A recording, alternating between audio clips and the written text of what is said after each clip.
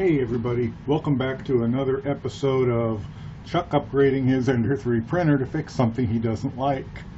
So, some of you may remember from one of my earlier videos when I was putting the Ender 3 together, I mentioned that the little extruder arm here, you can't see it here, little extruder arm here, and I have it off, this thing here, this bolt here is not sleeved, so that when you tighten it down it makes this bind. And a number of people chimed in and says, oh, they are sleeved, they don't bind. Well, you know what, there is no sleeve in there. You can look and see there is no sleeve, plus the screw fits perfectly. It's just plastic. There's no sleeve anywhere to be found in there. So the problem is you have to leave this loose, because if you tighten it, it binds the movable arm that's supposed to do one of these. It binds it against the plastic bottom, and now you don't get enough spring pressure and the filament doesn't feed correctly. And not only that, but when you leave it loose, every time you push it in to pull the filament in and out, it backs the screw out, and pretty soon it's doing one of these. So once again today, under extrusion has reared its ugly head. And all I have to do is mark out 50 millimeters of filament, tell it to extrude, and put a mark on it with a Sharpie just outside of the extruder, tell the firmware to extrude 50 millimeters of it, and it doesn't. It extrudes less. And if I push back on this and hold it all down tight, it does. So the problem's here. So there are upgraded ones of these you can buy, and they're not expensive. TH3D Studios has one.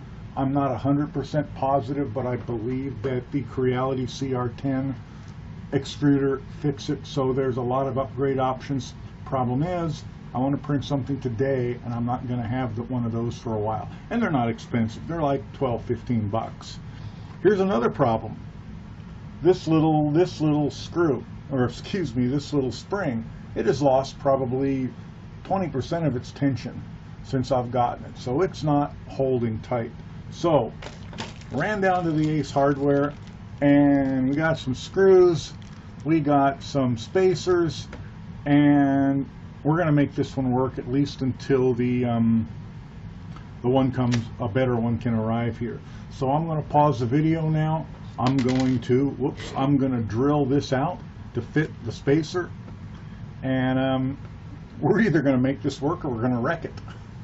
So I'm going to pause the camera and I'm going to go see what kind of damage I can do, and I will be right back. Okay, that went splendidly. Here's the finished product. I now have a metal insert in there. This is a 1/4 inch sleeve from down at Ace Hardware. Sorry for you Euro guys, we don't do, I looked for a metric sleeve, but not having that here. So I'll show you. I bought 2 of them. In fact, I think I bought 3 of them because I figured I'd mess the first 2 up. No, it's only 2. So let me get the other one out of there and I'll show you what it looked like before this started. Here is the spacer I used. It's OD is 1/4 inch. Don't have any idea what the IDE is, and it's a little too long. So what I did was I used a couple of different drill bits to get up to the size I wanted, and it turns out the correct size drill bit was 1/4 inch, but I wanted to be able to tap it in there. I wanted a tight fit. So 1/4 inch drill bit gave me that, and a little bit of tapping got it in there, and then I went to the belt sander and I sanded it off, so I just have a little bit protruding on either side.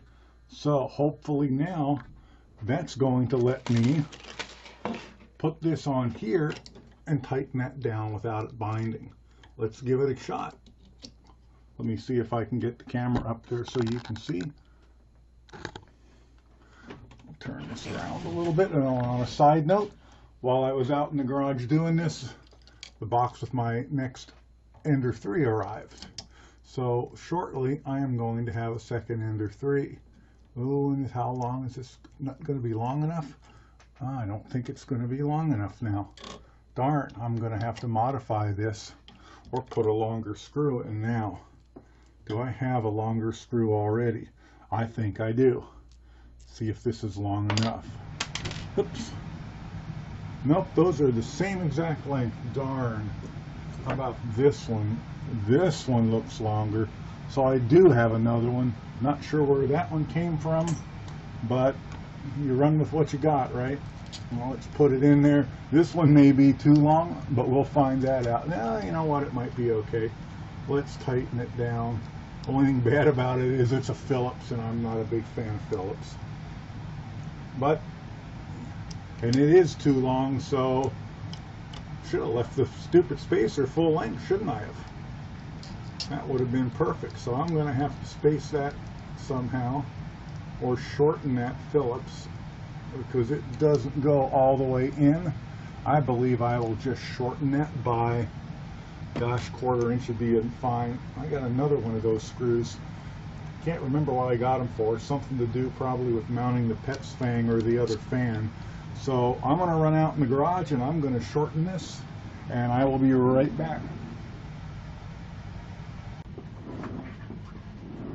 Okay, we're back again, and I adjusted this screw length, and I'm thinking I found a tiny little washer too, but I'm really not feeling the tiny washer is necessary. So let's try it on there without it. Looks like I got the length about perfect. See if I manage to keep from buggering the threads up. I do not have a die that size, so tighten down, and she moves smoothly. I think I'm going to make one little adjustment here.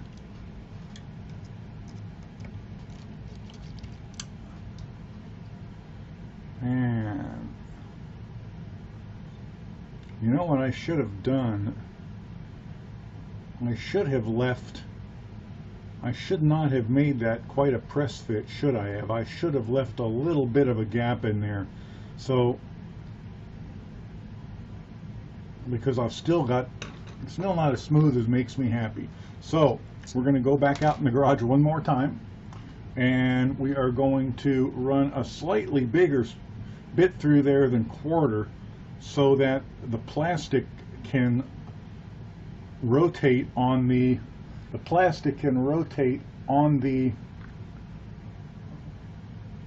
spacer rather than the screw binding to the spacer. So that was a mistake, so we're going to go fix that. Be right back. Okay, we're back again. Now we've made this so that slides in there. Next step, up over 1/4 inch. I have a large set of drill bits, so you know, in one of the little numbered sized cases, so that's a really nice fit. I am going to, and you guys, some of you guys are out there probably saying, no you dummy, it shouldn't be a press fit, it'll just bind again. Well, you know what, you were right, and it did. So I am going to find my little oiler. Here we go. If you don't have a needle oiler like this, I highly suggest that you get one, because they're really good for getting just a small amount of oil or lubrication or whatever you put in it. This is probably Mobil 1. I use Mobil 1 for everything. Oh, get your minds out of the gutter, for God's sakes. Jeez. Of course, it is kind of warm and pleasant down there, isn't it? Okay, so let's put this back together now and see if it works any better.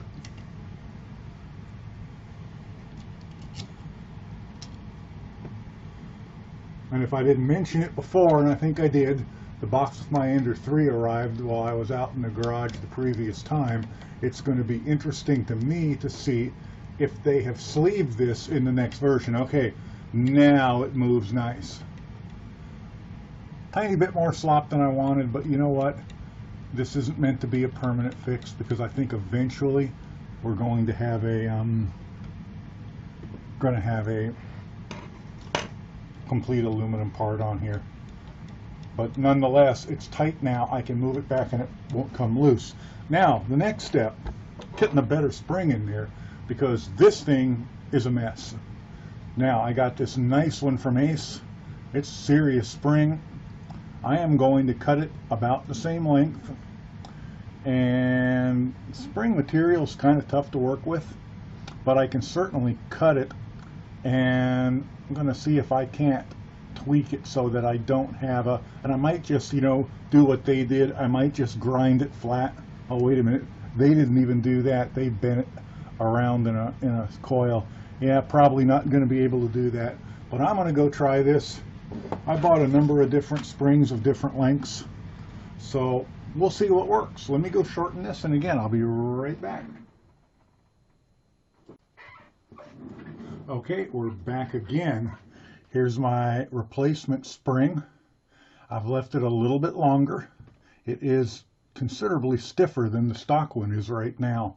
I've also, because there's no way I'm going to bend that down so that it's flat, I took it to my belt sander and I just tapping on it, put a flat on it, and then took a diamond file and took the sharp end off of it, because if there's any possible way for me to stab myself with something, I probably will. So let's see if we can get it in there. I have a feeling it's not going to be very easy to do. Watch me break the whole thing. That's why there's a brand new printer out in the box. Oh, almost had it. Almost got it. She just cocked a little sideways. See if I can use a proper stabbing tool and get it back on there.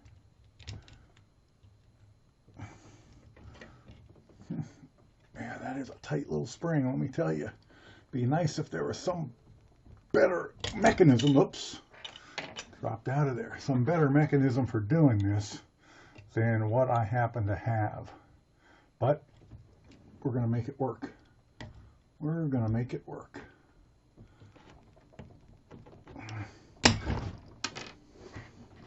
Okay, I'm going to pause this while I get this spring on so you guys aren't laughing at me too hard. Be right back.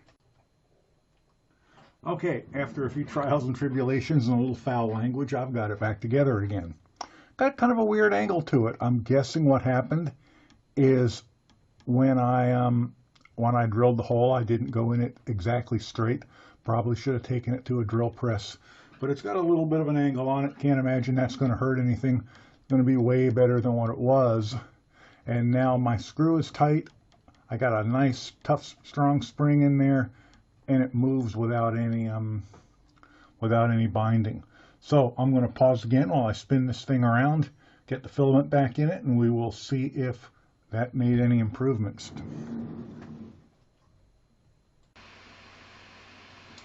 Welcome back. I have it all back together. My nozzle is up to 210 degrees, which is where I've been printing this particular filament at. And let me show you what prompted this. I think I forgot to do that before.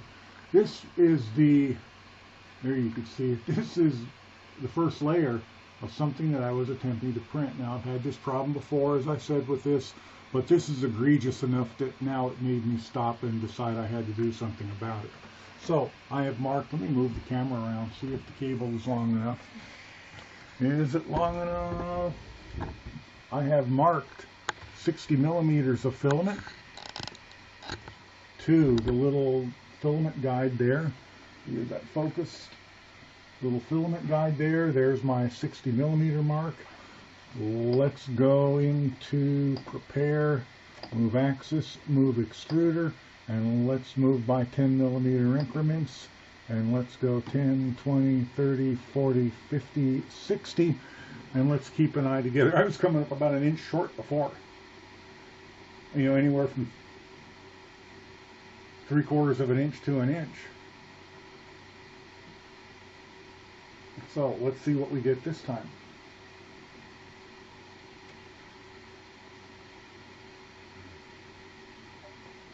And you can see, or maybe you can't see, I'm extruding out beautifully over here. So my nozzle's clean. And let's see where we get.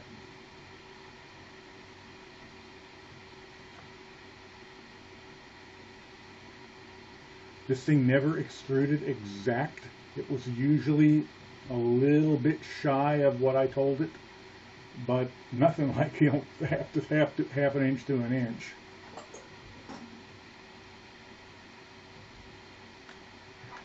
Okay, that's right back to where it was when it was working correctly. And I got a nice bunch of filament out of it. It hit the bottom, hit the bed, and started springing up. So I think I have solved that problem. So I am going to move the camera back around, and I am going to start that print job again, and we will see how it works. We'll see if I'll solve that, at least until I can get a better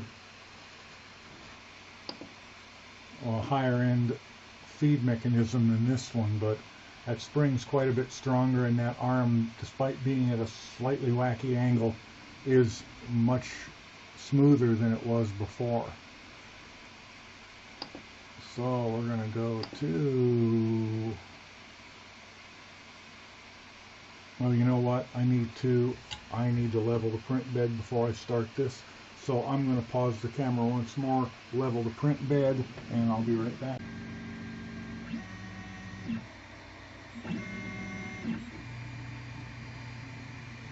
There we go. Now we're talking. I'm going to let this run, and I'm probably going to fast forward this section. Okay, let's take a look.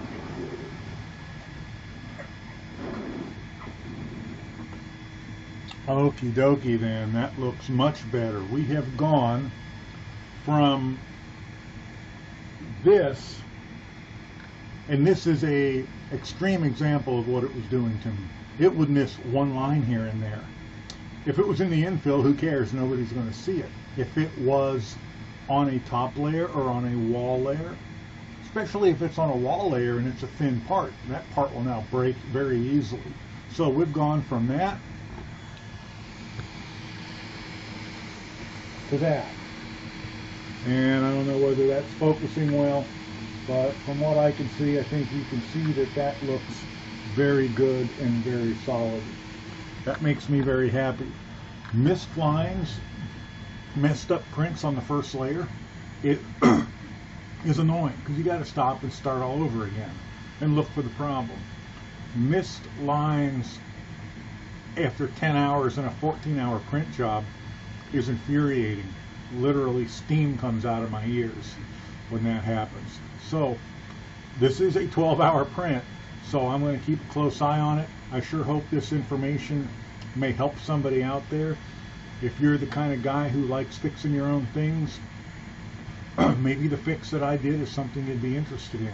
If you're the kind of guy who would rather just go out and buy a crate motor and drop it in your car than pop the existing one up, then maybe you'd be better off going right to TH3D Studios or a similar online store and buying an upgraded extruder assembly.